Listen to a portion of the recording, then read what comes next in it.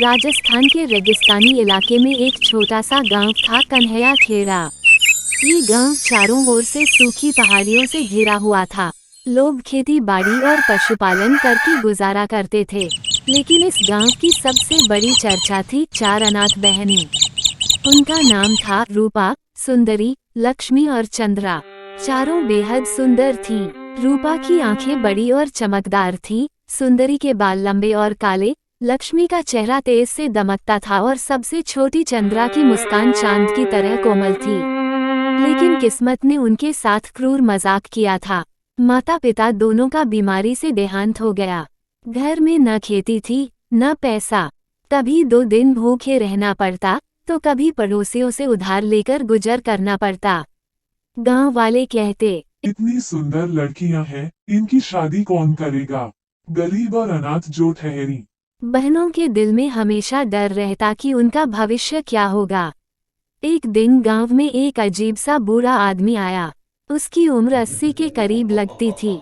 लंबी सफेद दाढ़ी, लाल लाल आंखें और हाथ में लोहे की चमकती छड़ी। उसकी चाल धीमी थी, मगर उसके चेहरे पर एक रहस्यमय हंसी फैली हुई थी। उसने पंचायत में जाकर कहा, मैं दूर के प्रदेश से आया हूँ। मेरे पास सोना चांदी, महल और नौकर चाकर सब है। मुझे बीवी चाहिए। अगर ये चारों बहनें मेरी शादी स्वीकार कर लें, तो मैं इन्हें रानियों की तरह रखूंगा।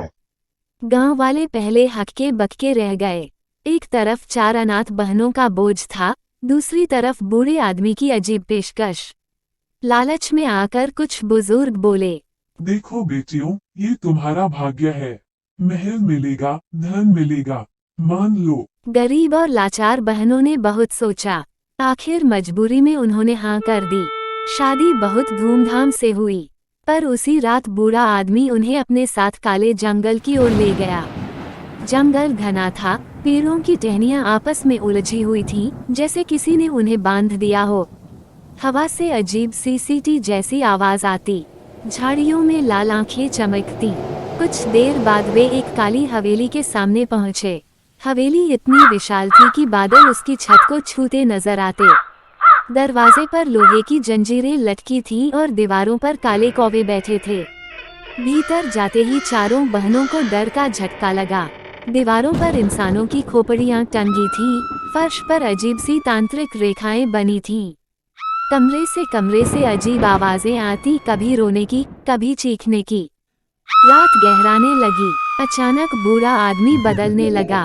उसकी पीठ से कांटे उगाए, दांत लंबे और नुकीले हो गए, आंखों से लाल आग की लपटें फूटने लगीं। उसका कंठ गूंजा, हा, तुम सब भोली लड़कियां मेरे जाल में फंस गईं। मैं कोई साधारण बूढ़ा नहीं, मैं हूँ काल राक्षस। हर 100 साल में मुझे 4 कुंवारी कन्याओं की आत्मा चाहिए, तभी मैं अमर रहूंगा। चारों बहनें डर से कांप उठीं। रूपा ने चीखते हुए कहा, हे भगवान, ये तो दानव है। काल राक्षस ने दीवार पर लटकी खोपड़ियों की ओर इशारा किया। ये सब पहले की दुल्हनें हैं, अब तुम्हारी बारी है।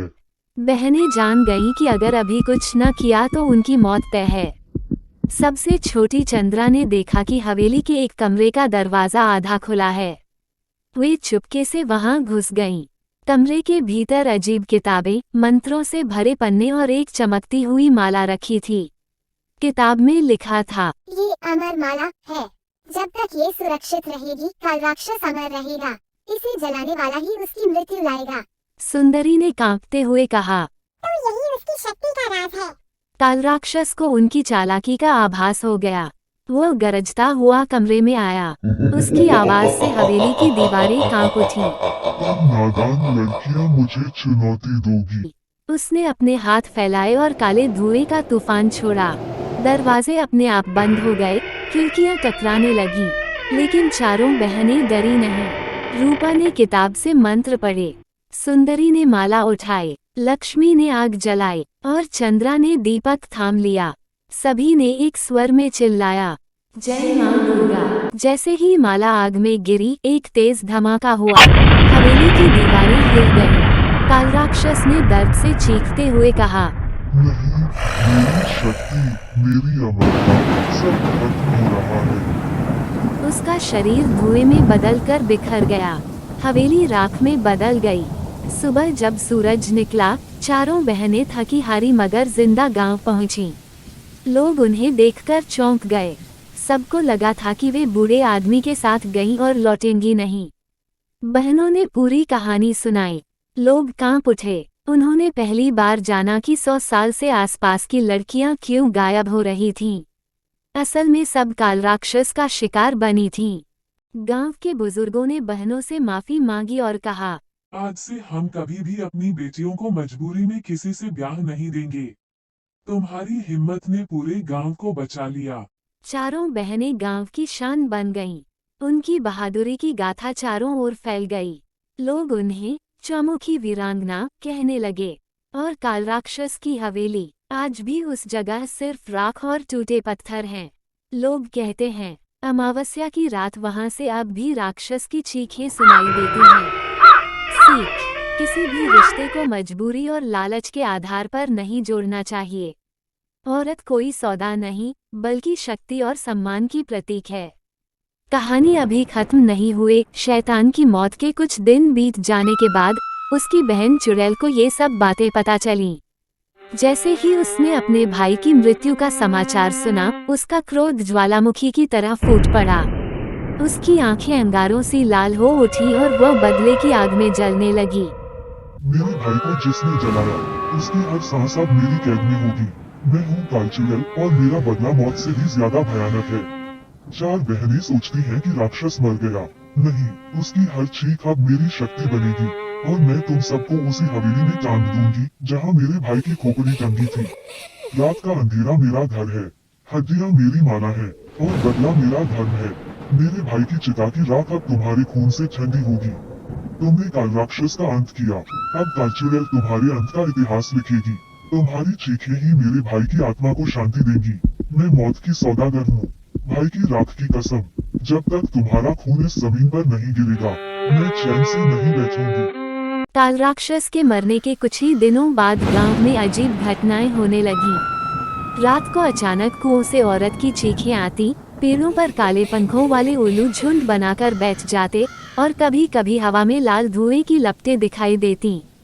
गांव की एक बूढ़ी दाई ने कांपते हुए कहा, सावधान रहो, काल राक्षस की एक बहन भी है। उसका नाम है कालचुड़ैल। वह जंगल की गहराई में रहती थी। अब भाई की मौत का बदला लेने आएगी। लोगों के चेहरे सफेद पड़ गए। सब डर गए कि कहीं ये चारों बहनें फिर से किसी नए संकट में न फंस जाएं। अमावस्या की रात गांव के चौपाल में अचानक काला तूफान उठा। हवा से पेड़ उखड़ने लगे। चारों बहनें रूपा, सुंदरी, लक्ष्मी और चंद्रा वहीं थीं। तभी आसमान से एक काला साया उतरा। वह औरत थी, मगर उसका रूप डरावना। लंबे बिखरे बाल, पैरों में उल्टी दिशा के पंजे, गले में हड्डियों की माला और आंखें खून जैसी लाल। उसने गूंजती आवाज में कहा, मेरे भाई को जिसने मारा, मैं उसे चैन से जीने नहीं दूंगी। चार बहनों, अब तुम्हारा रक्त ही मेरे भाई की आत्मा को वापस लाएगा। गांव वाले डरकर भाग खड़े हुए। चौपाल खाली हो गई, बस चारों बहनें खड़ी रहीं। उस रात से कालचुड़ैल ने गांव वालों को तंग करना शुरू कर दिया। बच्चों का अपहरण हो जाता, गाय भैंसे रहस्यमय ढंग से मर जाती, कुएं का पानी लाल हो जाता और हर रात किसी न किसी घर की छत पर चुड़ैल की खुरचने की आवाज सुनाई देती। गांव वाले चारों बहनों को दोष देने लगे। अगर तुम लोग उसे न जलाती तो ये सब न होता। बहनें रो पड़ी, मगर चंद्रा ने साहस दिखाया। हम डरकर चुप नहीं बैठेंगे। अगर भाई को हराया है तो बहन को भी हराएंगे। बहनों को याद आया कि काल राक्षस की हवेली में एक अधजली किताब पड़ी थी। वे रात को जाकर राख में ढूंढ लाई। उसमें लिखा था, कालचुड़ैल का नाश तभी होगा जब उसकी आत्मा को कैद करने वाला यमदीप जलाया जाए। ये दीप पवित्र नदी के तट पर मां दुर्गा के नाम से ही जल सकता है, लेकिन दीप की रक्षा करने के लिए चुड़ैल अपने सारे भूत प्रेत भेजेगी। बहनों ने निश्चय किया, चाहे जान जाए मगर दीप जलाना ही होगा। अगली अमावस्या को चारों बहनें नदी के किनारे पहुंची। रात का समय था, चारों ओर काले बादल। उन्होंने दीपक जलाने की तैयारी की। तभी जंगल से काले प्रेत निकल आए, कभी बिना सिर के, कभी उल्टे पैरों वाले, कभी आग की आंखों वाले। रूपा ने हिम्मत से मंत्र पढ़ना शुरू किया। सुंदरी ने हाथ में त्रिशूल उठाया। लक्ष्मी ने पवित्र नदी का जल छिड़का। चंद्रा ने दीपक जलाने की कोशिश की, लेकिन तभी कालचुड़ैल प्रकट हुई। उसकी चीख से पूरा नदी तट कांप उठा। नादान लड़कियों, तुम सोचती हो मुझे रोक सकोगी? मैं मृत्यु की स्वामिनी हूँ। उसने एक झटके में दीपक बुझा दिया। चारों बहनें घुटनों पर गिर पड़ी। उन्होंने रोते हुए एक स्वर में पुकारा, हे माँ दुर्गा, हमें बचाओ, हम निर्दोष हैं, हमें शक्ति दो। अचानक आसमान से बिजली कड़की। नदी का जल चमकने लगा। दीपक अपने आप जल उठा और उसमें से स्वर्णिम ज्योति निकली। ज्योति कालचुड़ैल पर गिरी। वह तड़पने लगी। आह! नहीं, ये दिव्य प्रकाश मेरी शक्ति को जला रहा है। कुछ ही क्षणों में उसका शरीर राख बनकर नदी में बह गया। सुबह गांव वालों ने देखा कि सब शांति है।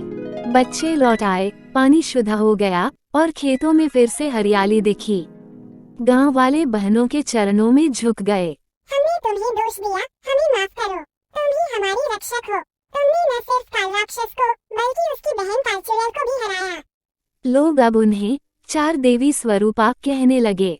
कहानी की सीख, बुराई चाहे कितनी भी बड़ी क्यों ना हो, साहस और एकता से उसका नाश होता है। डर और लालच इंसान को कमजोर बना देते हैं, लेकिन विश्वास और भक्ति ताकत देते हैं। औरत कोई बोझ नहीं, बल्कि शक्ति और रक्षा का रूप है। दोस्तों, अगर आपको मेरा वीडियो अच्छा लगे तो नीचे लाल वाला सब्सक्राइब बटन दबाना बिल्कुल मत भूलना और साथ में घंटी वाला बटन भी दबा देना बेल, ताकि जब भी मैं नया वीडियो डालूं आपको तुरंत पता चल जाए। सब्सक्राइब करना बिल्कुल फ्री है और इससे मुझे बहुत खुशी मिलती है, क्योंकि इससे पता चलता है कि आपको मेरे वीडियो पसंद आ रहे हैं। तो चलिए अभी के अभी सब्सक्राइब कीजिए और बन जाए मेरे YouTube परिवार का हिस्सा। और हाँ, वीडियो को लाइक और अपने दोस्तों के साथ शेयर भी कर दीजिए, ताकि हम सब मिलकर और भी मस्ती कर सकें। थैंक यू दोस्तों, मिलते हैं अगले वीडियो में। Bye bye.